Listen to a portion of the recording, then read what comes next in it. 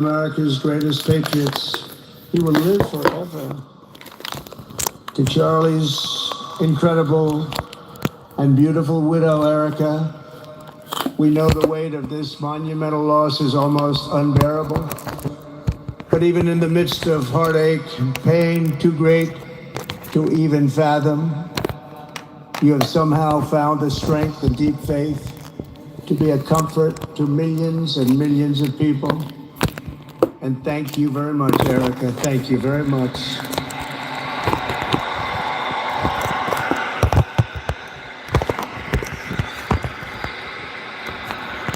Today, an entire nation wraps its loving arms around you, beautiful children. We share in your immense and overwhelming sorrow, and we vow that we will do everything we can to ensure that your children grow up in a land where their father is honored and revered as a great American hero. That's what he is.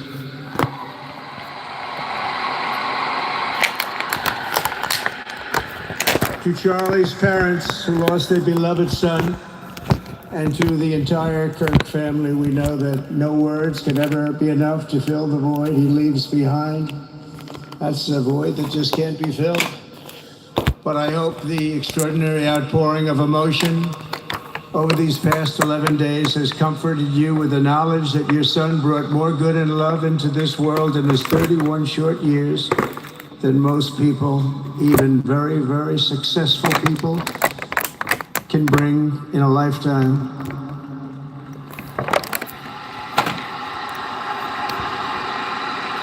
Charlie Kirk loved America with everything he had, and as we can see so clearly today, America loved Charlie Kirk.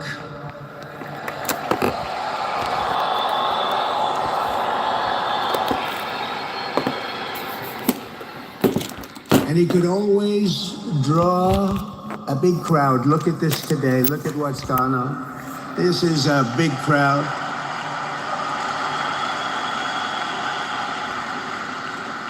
Here today we have the Vice President of the United States, J.D. Vance. We have the Speaker of the U.S. House of Representatives, Mike Johnson. We have countless members of the United States Senate, and I'm sorry I'm not going to introduce you, but I'll be up here. They're all over the place. And likewise, the House of Representatives, they're all over this big stadium. This is not an arena, this is a stadium. Our great cabinet and this stadium packed with rafters of people, not to mention the one across the street that also has tens of thousands of people, and they're watching us on screen right now.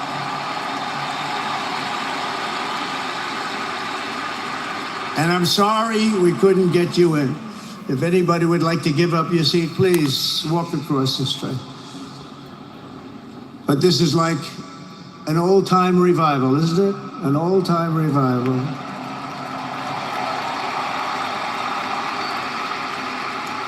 For millions of Americans, especially young people, it is agonizing and unthinkable to say goodbye to a patriot whose heart still had so much to give. It's so much. Raised in the suburbs of Chicago, Charlie was filled with a patriotic spirit from his youth, and he was an all-American in everything he did. And one of the last things he said to me is, "Please, sir, save Chicago." We're going to do that. We're going to save Chicago from horrible crime.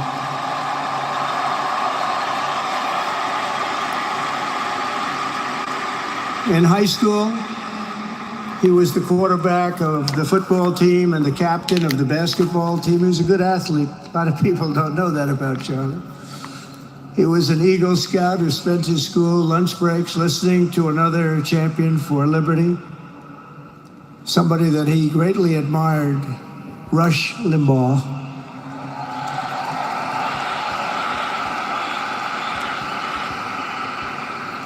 But what was even more important to Charlie than politics and service was the choice he made in the 5th grade, which he called the most important decision of his life, to become a Christian and a follower of his Savior, Jesus Christ.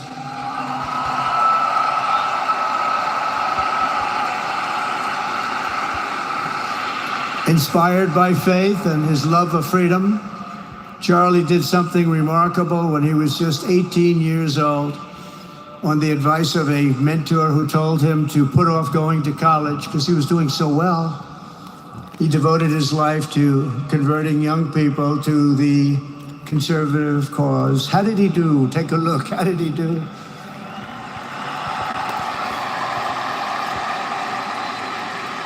In 2012, 2 days after graduating high school, and with just $1,800 in his pocket, the young man from Illinois, who no one had ever heard of, started an organization whose grand ambitions were captured in its name, Turning Point USA. Great name.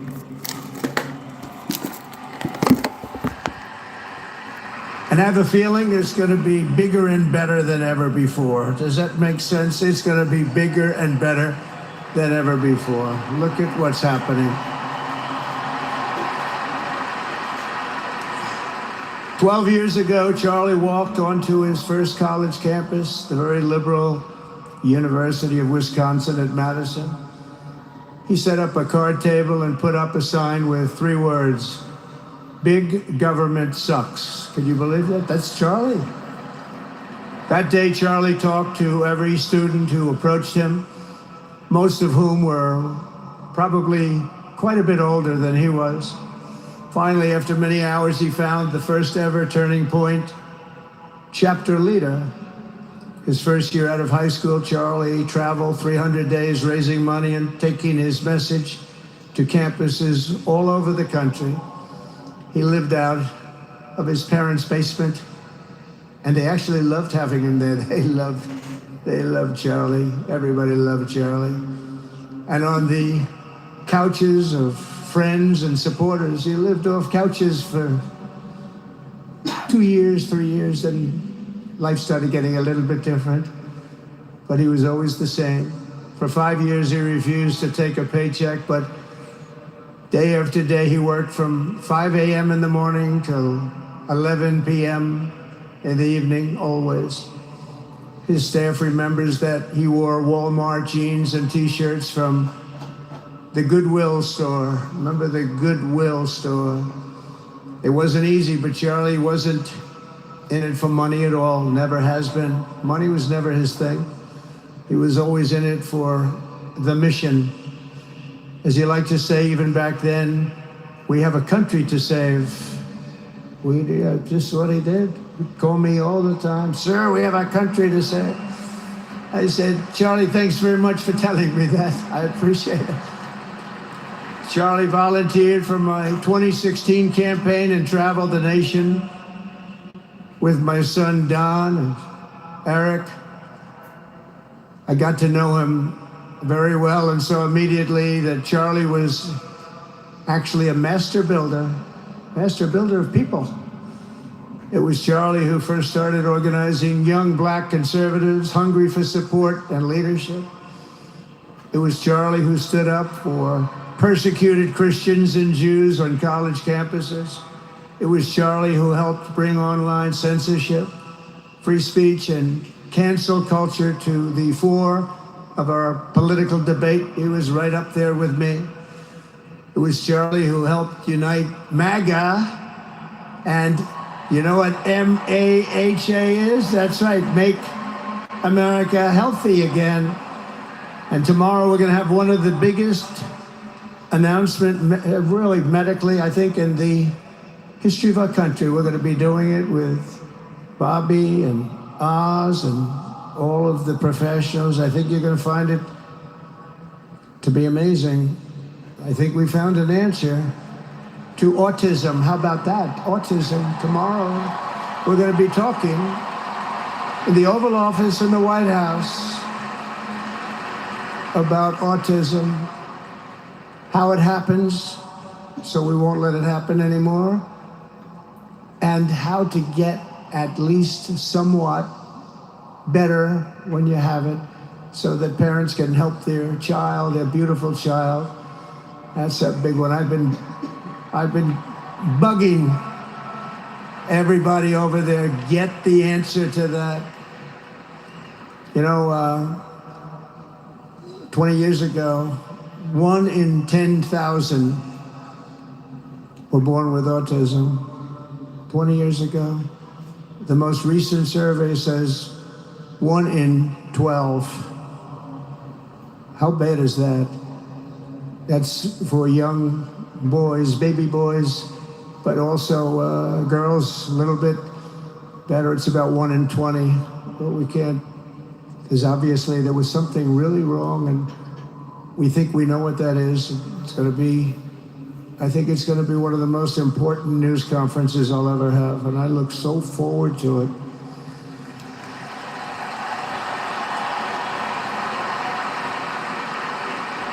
And you know who else looked forward to it? Because he knew. I tell him a little bit about what was going on. Was Charlie. He would have been front row center, believe me.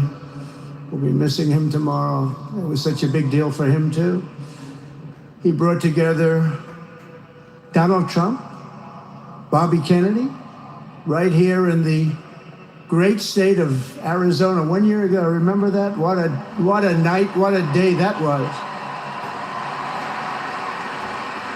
And it was Charlie who was among the first to speak to me about a man from Ohio by the name of J.D. Vance. Have you ever heard of him?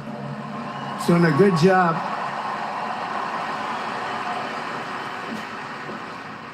But Charlie would often call me, sometimes the night before a big event, the other side of the country.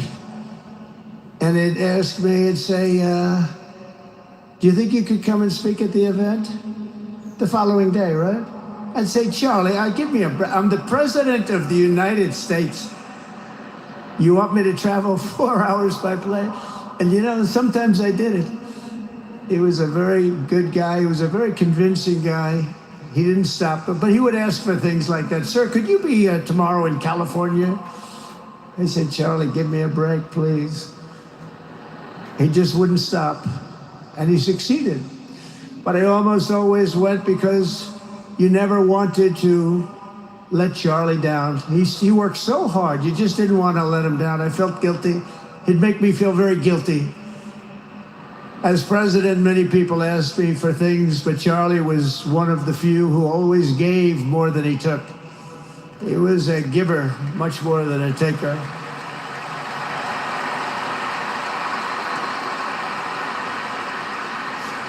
And no matter how big Charlie became, no one was too small for him to notice. He was good to everybody. Didn't matter. Several years ago, a fourth grader asked Charlie to appear on his podcast, which was probably only watched by the parents of that fourth grader. And Charlie, who was actually pretty hot at the time, to be honest, he agreed, and the boy asked for advice. Charlie replied, the left, I call it the radical left. I call it sometimes the radical left lunatics. But Charlie didn't say that. He called it the left. He was probably right, but I can't help it. I can't help it. So he said the left, radical left lunatics, may have all the money in the world, but they could never outwork me. I will wake up as early as I need to about himself. I will stay up as late as I need to, and I will never stop fighting for our country. And he did this until his dying breath. That's what he was doing. That's what he was doing. Think of it. Wow. What a horrible moment. I was in the Oval Office when I heard they came in, and it was like a surreal experience, a terrible, terrible. I had some very big people in the Oval Office, and I was in the midst of a very important conversation for our country, big people, the biggest. And I said, you have to leave now. When they told me that, they told me in front of a group of very powerful people, I said, you have to leave now, right now, please. Right now, you have to leave, go. By his own determination and skill, Charlie Kirk built Turning Point from his humble beginnings, the beginnings that nobody believed could ever end up something like this, into a great movement and a juggernaut of American politics. And you know, we have a massive stadium loaded up with people, but he got tremendous crowds. before he had this kind of horrible news and before we had to hear what happened so terribly. He delivered more than 250 speeches a year at over 200 colleges and universities, and that was at a time when it was not really vogue to go to colleges and universities if you were a conservative. It really took great courage. And we used to talk, and I said, I think they're much more conservative than we know, and he agreed, but it just wasn't something that was happening because the radical left would do very bad things, very dangerous things. But Charlie set up chapters on 2,200 campuses and spoke at more than 1,000 churches. He launched a podcast and radio show that grew to an audience of 1 million Americans a day, one of the bigger shows on radio. And Charlie didn't just bring young people into the movement. All of a sudden, it started to grow by leaps and bounds. By 2024, we won more young people than any Republican candidate in the history of our country, including, for the first time, a majority of males under 30. Can you believe it? Remember when Republican presidential candidates would get 4%? No, we did unbelievably with young people. And he was a big, big factor. Unbelievable. But he made me work for it. Sir, you have to make a speech here, you have to make a speech there.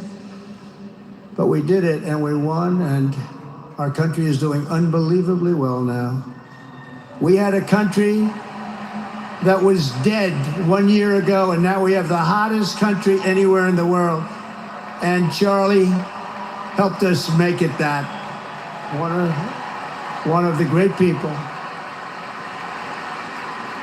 But through it all, the core of Charlie's message and his basic method never changed. It never really changed. He stayed the same person also. At every campus event, Charlie asked the people who disagreed with him to come forward, and instead of silencing them, he handed them a microphone and let them speak. And he'd convinced so many of them. It was a pretty amazing thing to watch, actually. Shortly before Charlie arrived on campus, the day he was assassinated, a staff member texted him that there were many critics and students who were opposed to his views, and rather strenuously in the crowd. And that actually made him feel good because he wanted to convince them. He understood. He really did. He understood what was right. And he was right about that. A lot of it was based on common sense, by the way. Charlie wrote back to the staff member saying, I'm not here to fight them. I want to know them and love them, and I want to reach them and try and lead them into a great way of life in our country. In that private moment on his dying day, we find everything we need to know about who Charlie Kirk truly was. He was a missionary with a noble spirit and a great, great purpose. He did not hate his opponents. He wanted the best for them. That's where I disagreed with Charlie. I hate my opponent, and I don't want the best for them. I'm sorry. I am sorry, Erica. But now Erica can talk to me and the whole group, and maybe they can convince me that that's not right, but I can't stand my opponent. Charlie's angry. Looking down, he's angry at me now. He wasn't interested in demonizing anyone. He was interested in persuading everyone to the ideas and principles he believed were good, right, and true. Before each appearance, he prayed these words: God, use me for your will. Always said the same thing: use me for your will.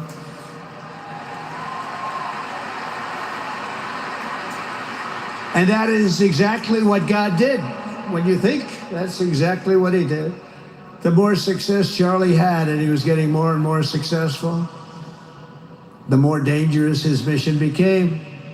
On campuses all over the country, his quest for open dialogue was met with menacing hate. There were bomb threats, pulled fire alarms, and countless rage-filled radicals who tried to shout him down. It was nasty. I used to say, Charlie, this is nasty stuff you're doing. At one event, police had to build barricades to protect students from an angry mob of thugs. Many of these people, by the way, are paid a lot of money to do this. They're agitators. They're paid agitators. Remember that? When you see they all have the same beautifully printed sign, every sign is identical, comes out of a top-level print shop. That's not the signs that are made in somebody's basement. Those are paid for by very bad people, and hopefully we're going to be finding out through the DOJ who those people are.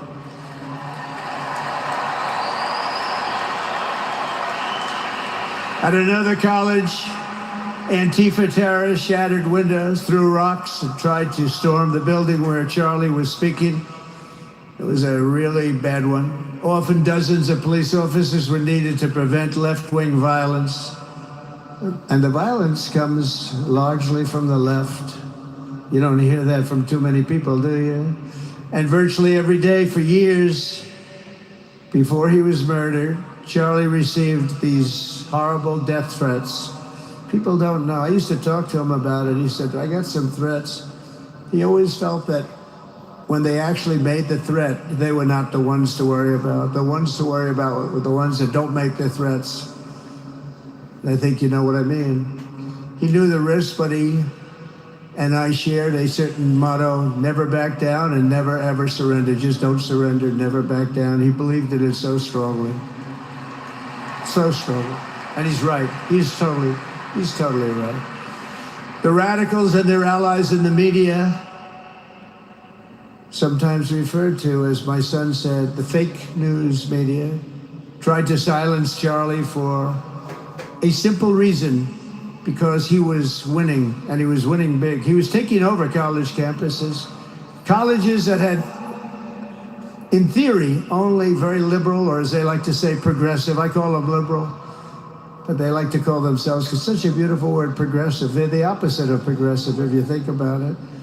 But they were really nasty, and he would go into these colleges. All of a sudden, within 2 years, 3 years, they turned into bastions of conservatism. It was really quite amazing to see.